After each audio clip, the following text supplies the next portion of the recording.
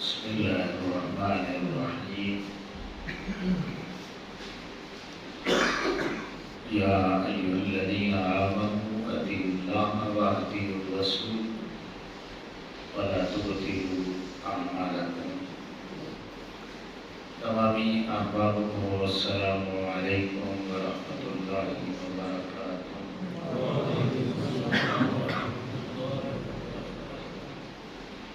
امام الانبیاء صلی اللہ تعالی علیہ وآلہ وسلم کے غلام اللہ رب العزت نے ارشاد فرمایا کہ اے ایمان والو، اللہ کی اطاعت کرو اور اس کے رسول صلی اللہ علیہ وآلہ وسلم کی اطاعت کرو اور اپنے اعمال ضائع مت کرو۔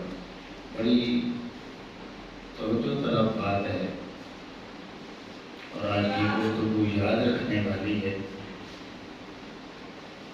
یہاں پہ لفظ اللہ رب العزت نے اطیعوا لگایا ہے، اس کا معنی یہ ہے کہ اطاعت کرو۔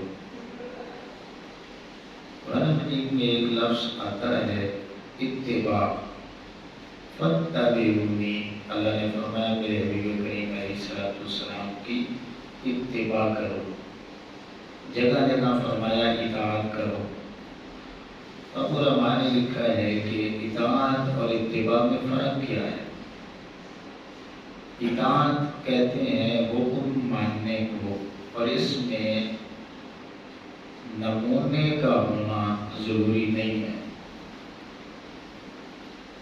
اور جب لفظ اتباع بولا جاتا ہے تو اس میں حکم بھی موجود ہوتا ہے اور پھر کسی نہ کسی نمونے کا ہونا، اسوہ حسنہ کا ہونا، انسانی پیکر کا ہونا بھی ضروری ہوتا ہے۔ اب قرآن مجید کی یہ فصاحت و بلاغت ہے کہ اللہ رب العزت نے پورا قرآن پڑھ کے دیکھ لیں، کہیں پہ بھی اپنی اتباع کا ذکر نہیں کیا۔ کیوں؟ اس لیے کہ اتباع میں حکم بھی آتا ہے اور عملی نمونہ، پیکر ہونا، انسان ہونا، یہ بھی آتا ہے، اور اللہ رب العزت انسانی پیکر سے پاک ہے۔ وہ اس طرح کا وجود جیسا ہمارا ہے اس طرح وجود سے پاک ہے، اگرچہ اس کا وجود ہے لیکن وہ وجود انسانی وجود نہیں ہے، اس کا ایک اپنا پیکر ہے، اپنی ذات ہے، اور اس ذات میں پھر وہ بے مثل ہے، بے مثال ہے۔ اللہ اکبر۔ اللہ نے فرمایا کہ حکم مانو اللہ کا اور اس کے رسول صلی اللہ علیہ وسلم کا۔ اب اللہ کی حکم ماننے سے مراد اللہ کی رضا حاصل کرنا ہے۔ یہی لفظ جب آقا کریم علیہ السلام کے ساتھ لگا تو اس کا معنی بھی یہی بنا کہ میرے حبیب علیہ السلام کا حکم مانو۔ کیا مطلب؟ کہ رضا کے لیے۔ اور دوسری جگہ میں فرمایا کہ میرے حبیب کریم علیہ السلام کی اتباع کرو۔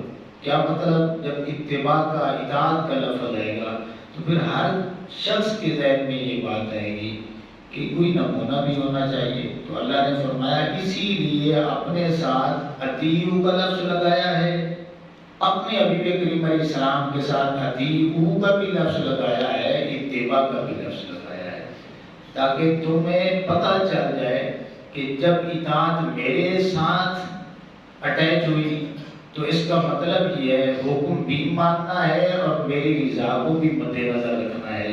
اور جب میرے حبیب کریم علیہ السلام کی اطاعت اور اتباع کی باری آئے گی تو تمہارے دل میں یہ بات بھی اتر جائے کہ میرے حبیب کریم علیہ السلام کا حکم بھی ماننا ہے، اور پھر میرے حبیب کریم علیہ السلام کی جو اتباع ہے، جو عملی پیروی ہے، انسانی پیکر ہونا ہے، یہ ساری خوبیاں جو ہے وہ ساری کی ساری میں نے حبیب کریم علیہ السلام کے اندر رکھ دی ہیں۔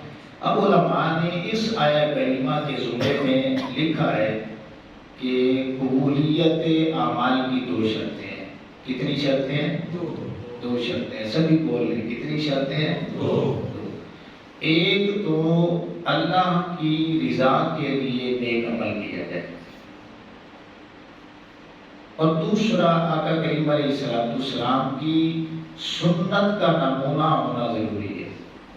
ان دونوں میں سے اگر ایک بھی نہیں ہے نا، یعنی آپ عمل تو آقا کریم علیہ السلام کی سنت سمجھ کے کر رہے ہیں لیکن اس میں اللہ کی رضا نہیں ہے تو پھر بھی وہ قبول نہیں ہے۔ اور اگر آپ کا مقصد جو ہے وہ تو ہے اللہ کی رضا، لیکن آقا کریم علیہ السلام کے نمونے کے مطابق نہیں ہے، اسوہ حسنہ کے مطابق نہیں ہے، تو پھر بھی وہ آپ کی عبادت نہیں ہے۔ اللہ اکبر۔ اب امام الانبیاء صلی اللہ علیہ وسلم کے غلاموں، آج کا ہمارا مضمون جو ہے وہ ہے ریاکاری کی مذمت۔ جب بندہ نیک عمل کرتا ہے، کوئی بھی نیک عمل ہو، تو وہ اللہ کے علاوہ کسی کے لیے کرے، ٹھیک ہے نا، اللہ کو تو اللہ کو مانتا ہے، لیکن دنیاوی مقصد کے لیے کرے یا کسی کو دکھانے کے لیے کرے، وہی ریاکاری بن جاتی ہے۔ اگر کسی کو الہ مان کر کوئی اس کی عبادت کرے تو یہ شرک اکبر ہے۔ اگر الہ کو مان کے کسی کے دکھلاوے کے لیے یا دنیاوی فائدہ لینے کے لیے وہ عبادت کو کرتا ہے، سنوارتا ہے، اچھے انداز میں کرتا ہے، تو اسے شریعت کی زبان میں شرک اصغر یعنی ریاکاری کہتے ہیں۔ امید ہے میری بات آپ کو سمجھ آ رہی ہوگی۔ ایک شرک اکبر، ایک شرک اصغر۔ کسی کو خدا مان کے اس کی عبادت کی جائے اللہ کے علاوہ تو یہ شرک اکبر ہے۔ ایک بندہ اللہ کو تو اللہ مانتا ہے لیکن عبادت کسی کے دکھلانے کے لیے کرتا ہے تو اسے شریعت کی زبان میں شرک اصغر کہتے ہیں، جس کا دوسرا نام ریاکاری ہے۔ اللہ اکبر۔ تو اس کا مطلب یہ ہے کہ جو قبولیت اعمال کی دو شرطیں ہیں کہ اللہ کی رضا ہونا ضروری ہے، اگر اللہ کو اللہ مان کے پھر اس کی رضا نہ رہے تو وہ عمل جتنا بھی بڑا ہو وہ ریاکاری میں آ جاتا ہے، تو وہ قبول اس لیے نہیں ہوتا۔ اگرچہ آپ آقا کریم علیہ السلام کی سنت کے مطابق کر رہے ہیں لیکن اللہ کی رضا نہیں رہی، اس میں دکھلاوا آ چکا ہے، ریاکاری آ چکی ہے، تو وہ عمل بھی قابل قبول پھر نہیں ہوتا۔ ایک جگہ اللہ رب العزت نے فرمایا فَمَنْ كَانَ يَرْجُو لِقَاءَ رَبِّهِ فَلْيَعْمَلْ عَمَلًا صَالِحًا وَلَا يُشْرِكْ بِعِبَادَةِ رَبِّهِ أَحَدًا۔ اگر تم اپنے رب سے ملاقات کرنا چاہتے ہو تو بس نیک عمل کرو اور رب کی عبادت میں کسی ایک کو بھی اس کا شریک نہ بناؤ۔ اللہ اکبر۔ ایک جگہ اللہ نے فرمایا وَالَّذِينَ يُنْفِقُونَ أَمْوَالَهُمْ رِئَاءَ النَّاسِ، یہ جو تم اللہ کی راہ میں مال خرچ کرتے ہو نا، تو کہیں ایسا تو نہیں ہے رِئَاءَ النَّاسِ کہ اس میں دکھلاوا ہے۔ اللہ فرماتا اگر دکھلاوا ہے تو پھر کیا ہوگا؟ وَلَا يُؤْمِنُونَ بِاللَّهِ وَلَا بِالْيَوْمِ الْآخِرِ۔ ایسے لوگ جو دکھلاوے کے لیے مال خرچ کرتے ہیں، اللہ فرماتا ہے ان لوگوں کا میرے اوپر بھی کوئی ایمان نہیں ہے، اور دوسری بات یہ ہے کہ قیامت پر بھی ان کا ایمان نہیں ہے۔ اب ایک حدیث پاک اشارتاً میں آپ کے سامنے رکھوں گا جو سیاستہ میں کئی مقامات پہ بے شمار کتابوں میں یہ حدیث پاک موجود ہے کہ قیامت والے دن آقا کریم علیہ السلام نے فرمایا 3 بندوں کا فیصلہ کیا جائے گا، شہید کا، عالم کا اور سخی کا۔ اللہ رب العزت تینوں سے ایک جیسا سوال کرے گا کہ دنیا میں میرے لیے کیا کر گیا ہے، تو وہ جواب دیں گے مالک تیری خاطر ہم نے جان قربان کی، دوسرا کہے گا کہ میں نے تیری خاطر پڑھا پڑھایا، تیسرا یہ کہے گا کہ میں نے تیری راہ میں مال خرچ کیا۔ اللہ فرمائے گا تم تینوں جھوٹ بولتے ہو، تمہارا یہ مقصد ہی نہیں تھا، تمہارا مقصد ایک کا بہادری ہے، ایک کا جو ہے وہ شہرت ہے، اور تیسرا جو ہے وہ سخی کہلوانا چاہتا تھا۔ دنیا میں یہ ساری عزتیں شانیں میں نے تمہیں دے دی، میری رضا مطلوب نہیں تھی، اس لیے اب حدیث پاک کے آخری جملے یہ ہیں، حضور نے فرمایا صلی اللہ علیہ وسلم ثم امر به فصحب على وجهه ثم القي في النار، ان کو سیدھا بھی جہنم میں نہیں ڈالنا بلکہ ان کی جو ٹانگیں ہیں اوپر کرو، سر ان کا نیچے کرو اور ان کا چہرہ گھسیٹ کے جہنم کا ایندھن بنا دو۔ اب دیکھیں ایمان بھی ہے، عمل بھی ہے، نیک ہیں، کتنے بڑے اعمال ہیں، لیکن جہنم کا ایندھن کیوں بن رہے ہیں؟ ریاکاری کی وجہ سے، دکھلاوے کی وجہ سے۔ ایک جگہ حدیث پاک میں آتا ہے من صلی یرائی فقد اشرک، من صام یرائی فقد اشرک، من تصدق یرائی فقد اشرک۔ جس نے دکھاوے کے لیے، دکھلاوے کے لیے نماز پڑھی اس نے شرک کیا، یہ شرک اصغر ہے، ریاکاری۔ جس نے دکھلاوے کے لیے روزہ رکھا اس نے شرک کیا، جس نے دکھلاوے کے لیے صدقہ و خیرات کیا اس نے بھی شرک کیا۔ شرک اصغر مراد ہے، ریاکاری مراد ہے۔ اب عمومی طور پہ روزہ وہ واحد عبادت ہے جس میں ریاکاری نہ ہونے کے برابر ہے، لیکن آقا کریم علیہ السلام نے فرمایا جب تک بندہ اس کا اظہار نہیں کرتا اس وقت تک وہ ریاکار نہیں ہوتا۔ جب وہ منہ بنائے، لوگوں کو بتائے اور پھر اپنے اعضائے بدن سے ظاہر ہونا ثابت کرے تو وہ اتنی پاکیزہ عبادت، اس میں بھی ایک باریک سا جو سوراخ آ جاتا ہے نا، اسے ریاکاری سے آقا کریم علیہ السلام نے تعبیر کیا۔ اللہ اکبر۔ اب یہ بنیادی بات جو ذہن میں رکھنے والی ہے کہ یہ نفس امارہ کا جو موافقانہ عملہ ہے اس کا نام ریاکاری ہے۔ پیچھے ہم نے شخصی طور پہ یہ گفتگو کی ہے کہ نفس امارہ کے 3 حملے ہوتے ہیں، ایک منکرانہ، ایک مخالفانہ اور ایک جو ہے موافقانہ۔ منکرانہ حملہ یہ ہوتا ہے کہ بندہ اللہ کا، نبیوں کا اور عیسیٰ علیہ السلام کی آمد کا یا امام مہدی علیہ السلام کے حوالے سے یا وہ منکر ہو جاتا ہے، یا پھر الوہیت پہ، نبوت پہ، عیسیٰ علیہ السلام کی رسالت پہ، یا پھر امام مہدی علیہ السلام کی جو عظمت ہے، کرسی ہے، عہدہ ہے، اس کو وہ اپنی طرف منسوب کرتا ہے۔ تو اس دنیا میں ایسے لوگ بے شمار جو ہیں وہ آئے ہیں، آتے رہیں گے۔ اور آپ کو پتا ہوگا یہ 3-4 دن پہلے فیصل آباد میں ایک عورت نے نبوت کا دعویٰ کیا ہے، پتہ ہے آپ کو؟ اللہ اکبر۔ اب ایسے لوگوں کو قرآن مجید سے اور آقا کریم علیہ السلام کی حدیث مبارکہ کا اتنا بھی علم نہیں ہے کہ ان کے اپنے نفس نے ان پہ حملہ کر دیا ہے، اور یہ نفس امارہ کے منکرانہ حملے کا شکار ہو چکے ہیں، تو اس نے پھر نبوت کا دعویٰ کیا۔ جن بے وقوفوں کو اپنے نفس پہ ابھی تک قدرت حاصل نہیں ہے وہ نبی بننے کے چکروں میں ہے، اور اتنا بھی عقل نہیں ہے، کامن سینس اتنی بھی نہیں ہے کہ قرآن مجید میں موجود ہے کہ کوئی عورت آج تک نبی نہیں ہوتی اور کوئی فرشتہ بھی نبی نہیں ہوا۔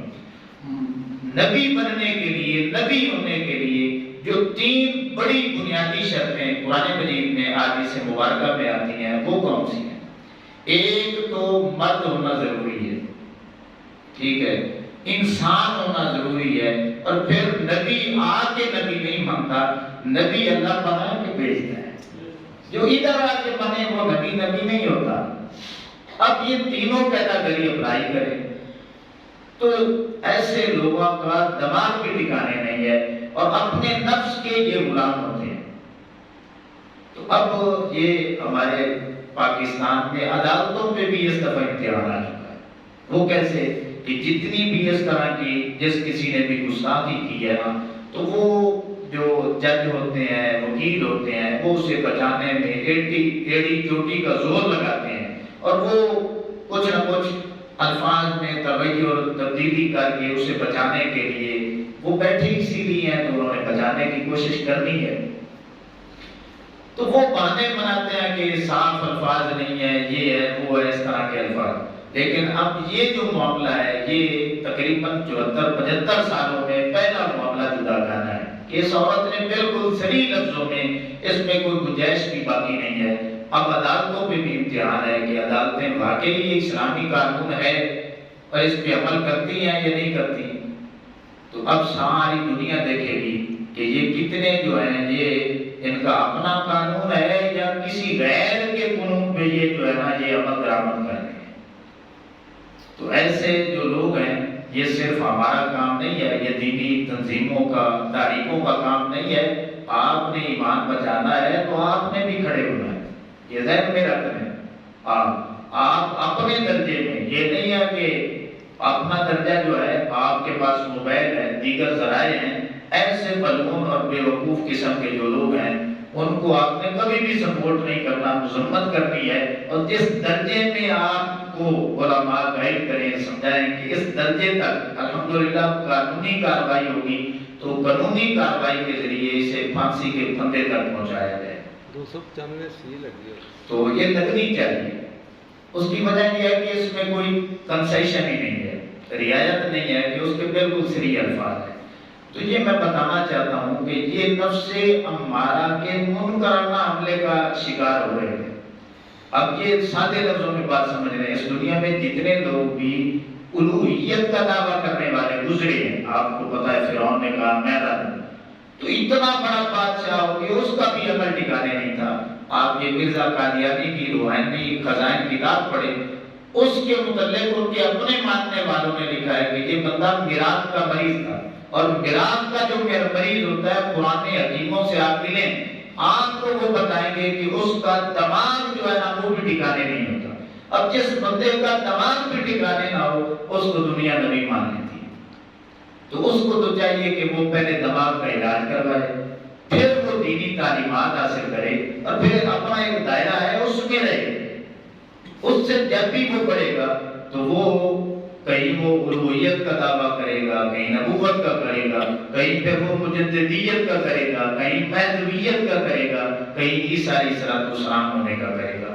یہ سبھی آج نوٹ کر لیں، یہ بڑی بڑی بات ہے کہ جب بھی ایسا کوئی خیال آنے لگے نا، یہ خواب آتے ہیں، یہ ذہن میں رکھیں، خوابوں نے آنا ہے، پھر بھی ذہن میں رکھ لے آنا ہے، لیکن جب بھی وہ آپ کو الوہیت کے حوالے سے، رسالت کے حوالے سے یا بنیادی عقائد کے حوالے سے آئے نا، پھر اللہ کی طرف سے نہیں سمجھنا۔ اس عورت کی یہاں سے غلطی لگی، اس نے سمجھا کہ اللہ کی طرف سے 7 سالوں سے میں خواب دیکھ رہی ہوں، اور یہ خواب قرآن کو پڑھ کے دیکھو، کیا اللہ نے بھیجے ہیں؟ قرآن میں آتا ہے 8ویں پارے میں، اللہ فرماتا ہے وَإِنَّ الشَّيَاطِينَ لَيُوحُونَ إِلَىٰ أَوْلِيَائِهِمْ، شیطان اپنے ولیوں، اپنے دوستوں کے پاس وحی کرتا ہے۔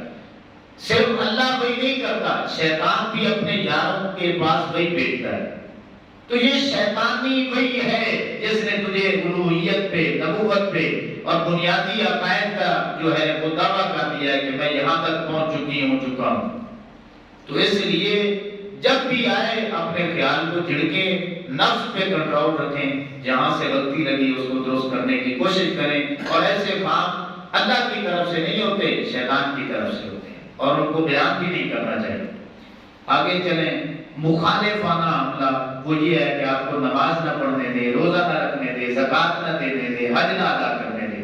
بنیادی جو فرائض ہیں ان کی جب ادائیگی نہیں ہوگی، جو آپ کو بھی سمجھ ہوگی کہ یار یہ اللہ کا جو سب سے بڑا حق ہے، اللہ کا فریضہ ہے، میں نہیں ادا کر رہا، تو اس میں کمال نہ سمجھے بلکہ جھک جائے، توبہ کرے کہ یہ میرے نفس کا دوسرا بڑا حملہ ہے جس کا میں شکار بن چکا ہوں۔ اب تیسرا بڑا حملہ جو ہے وہ ذہن میں رکھ لیں، نمازیوں پہ ہوتا ہے، روزے داروں پہ ہوتا ہے۔ وہ تیسرا بڑا حملہ صدقہ و خیرات سخی لوگوں پہ ہوتا ہے اور حاجیوں پہ ہوتا ہے کہ ریاکاری کرواتا ہے۔ اب نفس کتنا سمجھدار ہے، وہ جانتا ہے اس کا عقیدہ بڑا پکا ہے، ادھر سے اس نے نہیں پھسلنا۔ یہ نمازی بڑا پکا ہے، اس کو میں 1000 بار روکوں گا تو اس کی عادت بنی ہوئی، اس نے صبح اٹھنا ہے۔